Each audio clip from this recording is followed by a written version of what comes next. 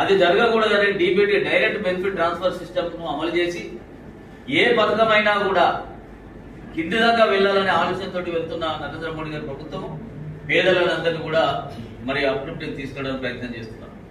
ఆశ్చర్యకర విషయం 2014లో మనం ఒకసారి ఆలోచించినట్టయితే వారు అధికారంలోకి వచ్చేసరికి అప్పటికే ఎన్నిసార్లు 54 సంవత్సరాలు కాంగ్రెస్ పార్టీ అధికారంలో ఉన్నది. 18,000 గ్రామాల్లో కనీసమైన ఒక బుగ్గ అంటే బల్బు పెట్టుకోవడానికి విధులేని కరెంటు ఇవ్వలేని పరిస్థితి అన్నాడు కాంగ్రెస్ పార్టీ. వాళ్ళు పేదల కోసం మాట్లాడతారు, వాళ్ళు దళితుల కోసం మాట్లాడతారు, వాళ్ళు రాజ్యాంగం కోసం మాట్లాడతారు. ఇవన్నిటిని పడమంచం చేస్తూ ఒక 1000 రోజుల్లోనే ఆ 18,000 గ్రామాలకు విద్యుత్ సరఫరా ఇచ్చాడు. అదేవిధంగా మీకు అందరూ తెలుసు కరోనా అప్పటి నుంచి కూడా ఇప్పుడు కాదు ఇంకో మరో 5 ఏళ్ల వరకు కూడా 80 కోట్ల మందికి పేదలందరూ కూడా ఉచిత రేషన్ ఇవ్వడం కోసం నరేంద్ర మోడీ ప్రణాళికలు చేసిన విషయాన్ని కూడా ఈ సందర్భంగా ఇస్తాం. ఒక బడ్జెట్ రూపకల్పనలో సామాజిక న్యాయం అనే అంశాన్ని తీసుకొని వచ్చి ఈరోజు